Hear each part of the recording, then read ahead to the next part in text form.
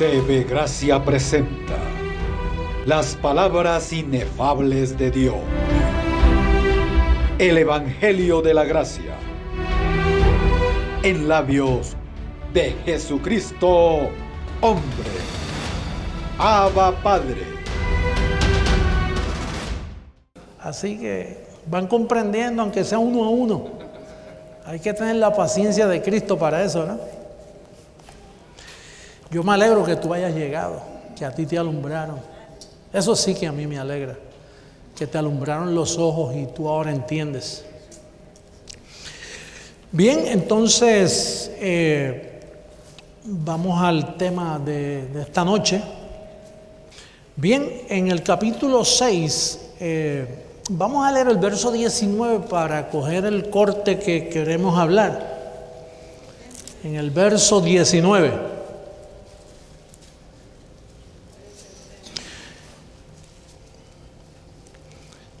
Dice, la cual tenemos como segura y firme ancla del alma y que penetra hasta dentro del velo.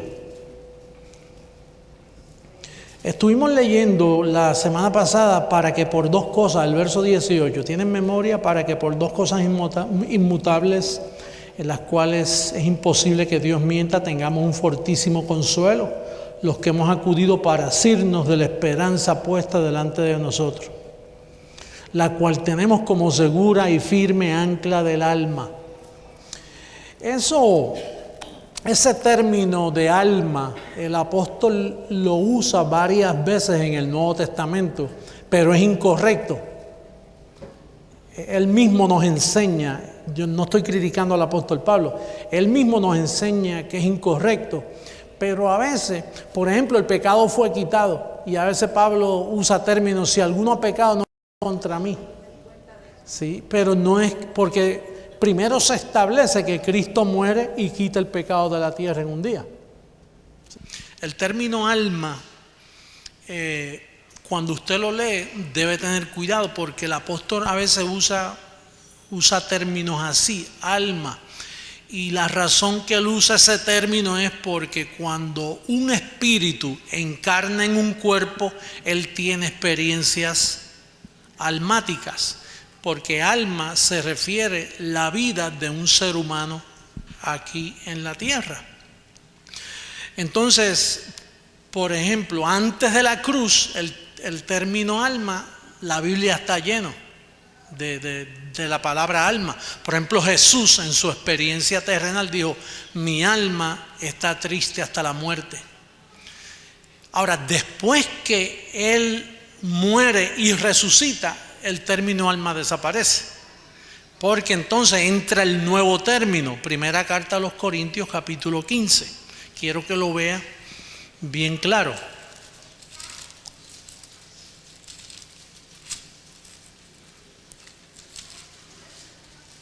Primera carta a los Corintios, capítulo 15, verso 45.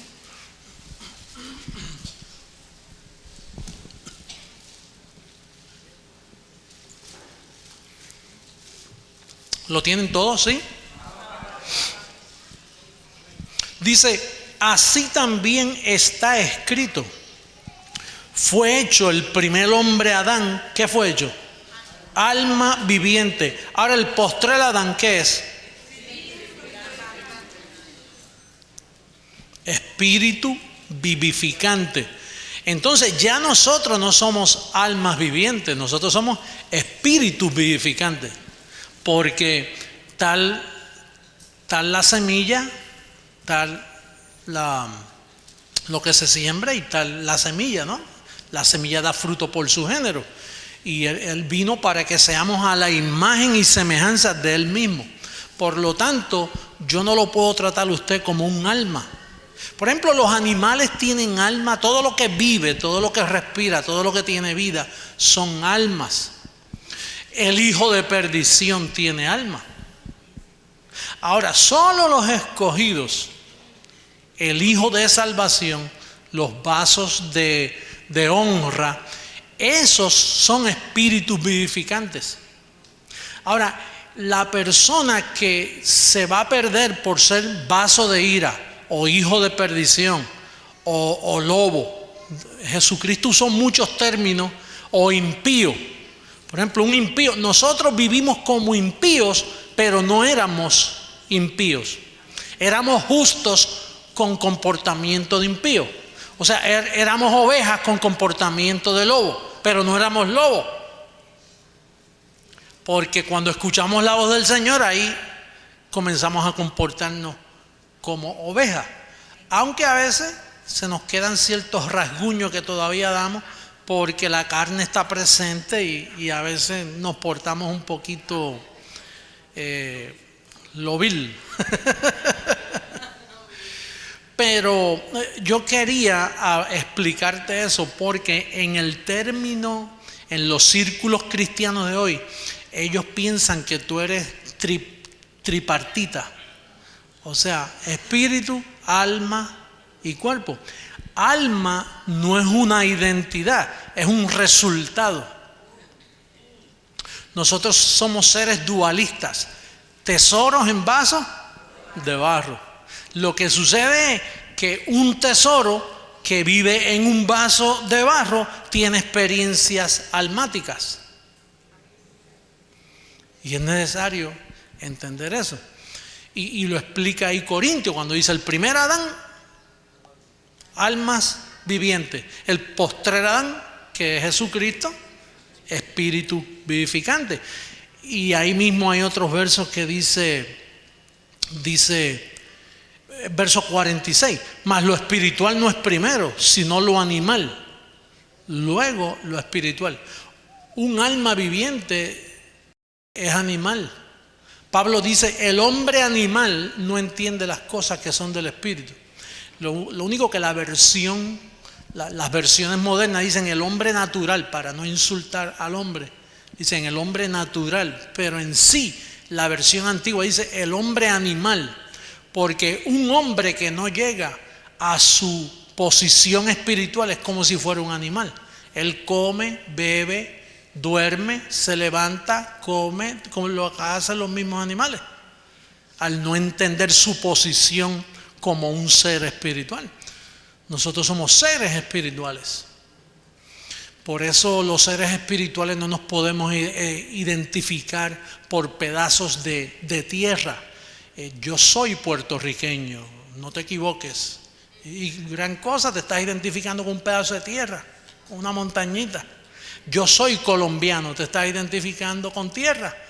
En sí, tu carne es de ahí, nació ahí, pero en sí tú eres más que eso. Tu ciudadanía está ¿dónde? En los cielos. Tú eres un ser espiritual. Y si eres un ser espiritual, no puedes tener más orgullo de lo terrenal que lo espiritual. Por eso es que no nos conocemos según la carne. Porque en sí nosotros no somos carne, nosotros somos espíritu. Amén. Amén. Entonces, lo primero es lo animal. Dice, verso 48. Cual el terrenal, tales también los terrenales. Y cual el celestial, tales también los celestiales. Y así como hemos traído la imagen del terrenal, que fue que, alma que, viviente, traeremos también la imagen del celestial. Entonces nosotros somos seres celestiales, somos seres espirituales. Entonces, el apóstol cuando habla y menciona la palabra alma, lo utilizaba por la condición de aquella gente. Si el apóstol llega a estar hablando conmigo, él no pierde el tiempo en hablarme de alma. Él me hubiera dicho: José Luis, la palabra que yo predico penetra a tu hombre interior. Y tu hombre interior va a dominar el exterior. No me hubiera dicho alma. Pero como Pablo hablaba con gente carnal, gente, bueno, que todos lo abandonaron, gente que es muy religiosa. Entonces cada vez que él hablaba lo malentendían y lo malentendían y lo malentendían y lo malentendían. Porque su conocimiento no era lo normal para aquellos días. Igual que nosotros, el conocimiento que nosotros damos no es normal, es sobrenatural. Si yo digo, si tú pecas te pierdes, eso es natural. Pero si yo digo, si tú pecas sigues en pie, eso es sobrenatural. Si soy infiel, Él permanece fiel. Eso es sobrenatural. Porque lo normal es que si Él es infiel, Él te sea infiel. Pero Él no funciona así. Entonces nosotros no nos podemos tratar como almas. Pero Pablo lo utiliza por la condición de aquellas congregaciones. Por ejemplo, esta comunidad a los hebreos que hemos hablado tanto, vamos a Hebreos capítulo 4. Hebreos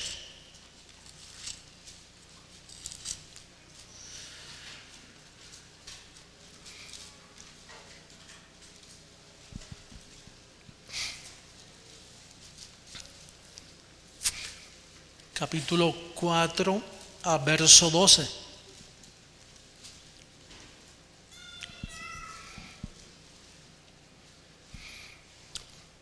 Cuando lo tengan todo, le dicen a Papá Dios, Abba Padre. ¿Lo tiene?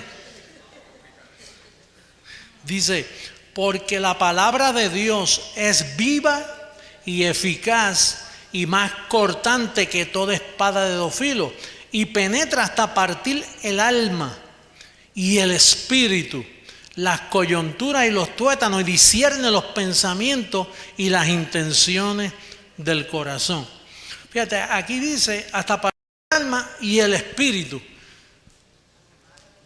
Pero en sí ya hemos establecido que alma era antes de la cruz. Y después de la cruz somos espíritus vivificantes juntamente con Él.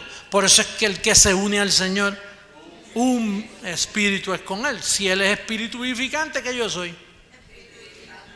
Porque si me identifico con alma, me estoy identificando con el terrenal, con el primer hombre Adán. Pero nosotros nos identificamos con el segundo hombre, que es el postrer Adán, que es Jesucristo. ¿Y cuál es el espiritual? Tales también los espirituales. Lo que trata de decir aquí es que la palabra de Dios va a sacar las intenciones que tu carne coloca en tu espíritu. Las intenciones, las maquinaciones que tú con tu mente natural formas, la palabra te la va a cortar y te la va a sacar y te va a decir, no es esto lo que tú estás pensando. Y tú mismo, si eres honesto, tú dices, en verdad yo estaba pensando mal. En verdad yo estaba planificando mal. En verdad yo estaba haciendo esto con malos propósitos. Y me doy cuenta y me llevo cautivo este pensamiento. Y no lo voy a hacer, estoy equivocado. Porque la palabra penetra y parte lo almático del espíritu y tú notas la intención del corazón. Porque la palabra es viva y es eficaz. No es una palabra muerta, no es una letra, no es los mandamientos como los mandamientos anteriores antes de la cruz, que aquella letra mataba, no tenía vida. Por eso nadie pudo cumplir la ley, porque era letra y daba muerte. Pero esta no, esta es vida, viva y eficaz. O sea, que logra, el que se le meta, el que la logre colocar en el oído. Atiéndeme bien, es bien necesario esto. ¿Sabe por qué? Porque cuando alguien es alumbrado, el que lo alumbra es Dios mismo. Nosotros somos instrumentos para alumbrar, damos la palabra para alumbrar, pero el que lo alumbra es Dios mismo y Dios se hace cargo de esa persona. Y entonces esa persona eventualmente por haber recibido este conocimiento, el que lleva fruto en él no es él, es el mismo que le dio el conocimiento. Por eso es que Pablo dice, el fruto del Espíritu es amor, pero no es el fruto tuyo que da amor. Dice, el fruto del Espíritu es amor, es paciencia, es benignidad, pero es el fruto del Espíritu por haber sido alumbrado con esta palabra. Por eso nuestro deber es predicar y alumbrar. Y luego dejamos a la persona en las manos del que lo alumbró. Y él ahí comienza a cabalgar, ¿no? Y empieza y pasa un año y de momento se desanima y de momento coge ánimo y de momento va por aquí y de momento dice no voy más a la iglesia, pero de momento dice no, ¿por qué no voy ahí? y empiezan las intenciones a salir y la palabra lo coge, pero vete muchacho, no seas mal agradecido, mira, y entonces de momento un día aparece, apóstol, esta vez sí que no hay quien me pare. Por eso nosotros no maltratamos al que se va o deja de venir. Usted no ve que nosotros somos personas que por tener diferentes backgrounds, trasfondos familiares, educacionales, reaccionamos a la verdad en diferentes tiempos. Entonces este avanzó más y este menos, pero ambos están en el asunto, ambos están en el bote. Lo que pasa es que uno está remando y el otro está aprovechándose del que rema. Pero está en el asunto. Está en el barquito aunque sea. Sí. Entonces, la palabra es firme ancla de tus emociones, de lo que es emocional en ti. Porque aunque tú eres un tesoro en un vaso de barro, las experiencias de la vida te van a azotar y te van a ministrar. Te ministran en la mañana cuando te levantas, te ministran en tus experiencias, en tus finanzas, en tus cosas. Y de momento, ahí donde viene la madurez. Ahí donde viene la madurez. Sí, la madurez estriba en que tú te conoces bien. Por ejemplo, Pablo dice, conocedor de sí mismo, dueño de sí mismo. Porque cuando tú creces en la gracia, que toma años, conocerla puede tomar varias semanas. Porque tú eres inteligente y lo lees y mira, esto es así. Y te dan un examen en un papelito y lo llenas y sacas 100. El problema es cuando vas al campo de práctica. Ahí es donde está la cosa, ¿no? Entonces ahí tú tienes que luchar contigo mismo porque tu carne está programada para atacarte. Tu carne es muy fiel y está programada para hacerte el día malo, traerte mentiras y cosas. Es verdad que son cosas temporeras, pero te las trae. Vienen, no son tuyas, ese no eres tú. Eso vino a tu mente a través de una mala amistad, a través de una mala experiencia, a través de una situación. Tú estabas tranquilo. Como la canción, yo no sé nada, yo llegué ahora mismo y ahora estoy envuelto en este problema, ¿lo ves? Y entonces, pero te llegó y ahí tú tienes que tratar con esa situación y defenderte y buscar hasta que el ancla, ¿eh? Tú eres un alma anclada. Malo que no tengas ancla. ¿Tú sabes lo que le sucede a un barco sin ancla? Que está a la deriva. Y hay mucha gente sin ancla. Que si el gobierno del cielo pone una ley que el que no tenga ancla lo meten preso, tú no ves que ellos no conocen la palabra de gracia, no la conocen, la mezclan y al mezclarla ya no es gracia. Yo puse una notita ahí, una alma sin ancla es un barco a la deriva. Y por eso yo hablé de la semana pasada de creyentes de posición y no de condición, porque las condiciones cambian, es como el tiempo, que mañana está soleado y el otro día está frío y el otro día llueve y eso es, así que están los creyentes de hoy. Mientras la cosa va bien, oye, gloria a Dios, qué bien, pero le cambia el tiempo y hay algo malo aquí, hay demonios, algo está pasando. Pero un creyente de posición que está bien anclado, lo mismo le es el día que la noche, porque él está anclado, está en posición y conoce bien que es un tesoro en un vaso de barro, pero que por unirlo con carne, como estamos todavía en la carne, pues las emociones, el alma juega, todavía se asoma. Soy alma. No, usted no es alma, usted es espíritu vivificante. Entonces tienes que defenderte. Mira donde Pablo también lo usa. Primera carta a Tesalónica, capítulo 5, que es el que los psicólogos cristianos utilizan para decir que que hay que sanarte el alma.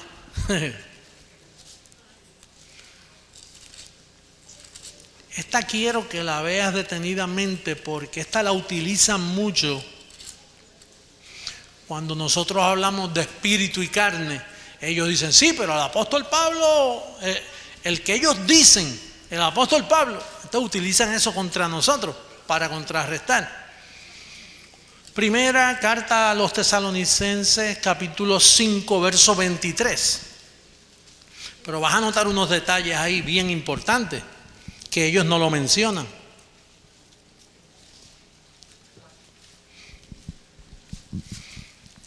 Dice, y el mismo Dios de paz. Ahí estamos todos, ¿sí? 5:23, primera carta a Tesalónica. Y el mismo Dios de paz os santifique por completo. Y fíjate que ya nosotros somos santos en posición. Está hablando de la experiencia carnal. Cosas que todavía arrastramos, que debemos. Es como el amor. Nosotros ya el amor fue derramado, pero tenemos que activarlo. Nosotros somos gente santa que estamos llamados a vivir en esa santidad. Dice, os santifique por completo y todo vuestro ser, espíritu, alma y cuerpo, sea guardado irreprensible para la venida de nuestro Señor Jesucristo. Ellos lo dejan ahí, mira el otro verso. Fiel es el que os llama, el cual también que Él es el que hace eso, tú no puedes hacer eso. ¿Quién lo hace? Él mismo lo hace. Él lo hace ¿con qué? Con el conocimiento de la palabra que poco a poco te va llevando.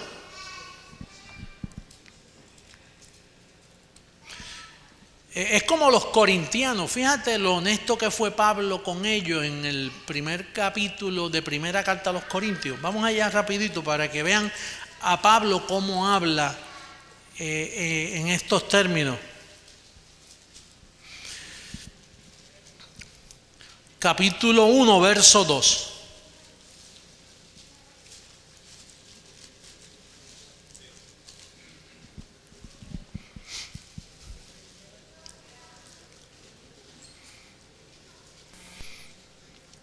¿Lo tienen todos? A la iglesia de Dios que está en Corinto, a los santificados en Cristo Jesús, llamados a hacer ¿qué? Primero le descubre su posición, luego les describe una condición. A los santificados que están llamados a practicar lo que son. A los santificados llamados a hacer ¿qué? Santos, porque ellos no querían. Ellos querían tener actos sexuales en los servicios de la iglesia. Eso no, es una iglesia bien carnalita. Y le servían a dioses. Y entonces tenían unos problemas bien serios. Entonces Pablo, pero fíjate qué inteligente es Pablo. Pablo primero le presenta su posición. Le dice, mire, yo voy a hablar con ustedes porque ustedes son unos santificados. Uy, este apóstol sabe quiénes somos nosotros. Pero después viene con la varita y le dice, llamados a poner en práctica lo que son. ¿Viste? Pero Pablo primero comienza por la posición, luego le habla de una condición. Por eso yo le dije que usted tiene que ser un cristiano de posición y no de condición. Por ejemplo, cuando usted se monta en un avión, usted es un pasajero. Usted es un pasajero, vaya en primera clase o vaya en la clase de turista, usted es un pasajero. Esa no es su posición o su posesión. Usted está ahí como pasajero. Pues asimismo, su posición es que usted es un santo. Y su posición es que usted está firme, que está anclado. Pero pasajeramente pasan situaciones por tu vida. Como tú eres pasajero por 3 horas en un avión, así viene una depresión y se te mete por 3 horas. Pero tú te vas a bajar de ese avión, o sea, de esa depresión tú te vas a bajar. Y te vas a bajar del momento actual que estás pasando. Tú te vas a bajar. Porque tú eres un santificado. Y tú eres una persona que crees en tu posición. porque hay dos cosas inmutables en las cuales que Dios mienta. Dios ha hecho una obra grande en tu vida. Él te rescató, Él te santificó, Él te limpió, te justificó, te lavó, te sentó en lugares celestiales, te libró de la potestad del diablo, te colocó muerto al pecado y a la condenación. Tú eres un fenómeno, tú eres una cosa espectacular de otro mundo. O como dijo Carlos Juliá, fantástico. Una fantasía, algo grande tú eres. Pero esa es tu posición. La condición revela otras cosas. Y por eso nuestras enseñanzas van así explicadas. ¿Usted no ha visto esos predicadores iglesias que no te dan un versículo bíblico? O te dan uno para comenzar. Y el agua se subió. Y ahí dice, hermano, cuando el agua se sube y cuando el agua baja. Y mire, tenga cuidado porque el agua significa pruebas en la Biblia. Y entonces hay muchas aguas y hay muchos ríos y hay tormenta. Y por ahí te forman una y te están 2 horas hablando. Y entonces pues tú eres un cristiano que está ahí inspirado por un pensamiento. Y detrás del predicador, ¿a dónde él va a llegar con el agua? Que no se vaya a ahogar. Pero eso se caracteriza mucho los predicadores de hoy. Que usted ve que comienzan con un verso bíblico. Busquemos el verso tal de Mascual de por allá en la escritura, en el viejo pacto, por allá metido para sacar comida para el nuevo pacto. Cuando eso es un pacto con defecto. Y usted tiene que estar alerta cuando alguien le vaya a predicar así. No, aquí me van a tratar con condición. Yo necesito una iglesia que me enseñen, que yo quede establecido en algo, que me ayude, que yo pueda depender de eso. Entonces llegamos a la conclusión que nosotros somos espíritu y carne. No espíritu, carne y alma. Alma es un catalítico, es una manifestación de ese compuesto por tú haber sido traído a experimentar la vida del ser humano. Fíjate, el hijo de perdición me llama la atención que el apóstol Pablo dice que el impío cuando muere no hay más memoria de él. No hay memoria de él. Él es como una cuenta bancaria sin fondo. Él aquí en esta tierra no tiene account number. No tiene cédula de identidad ni seguro social. Su nombre no está escrito en el libro de la vida. El escogido no. El escogido, su nombre está escrito en el libro de la vida antes de la fundación del mundo. Él es una persona especial, es un vaso de honra que Dios lo estaba buscando con esta palabra para activarle el conocimiento. Y me gusta mucho como dice Proverbios 10:7 cuando habla de estas personas. Proverbios queda después de los Salmos. Abra la Biblia en la misma mitad si eso se lo hace más fácil. Y después de los Salmos, que hay 150 salmos, así que pase por ahí corriendito y llega a Proverbios capítulo 10, los proverbios de Salomón.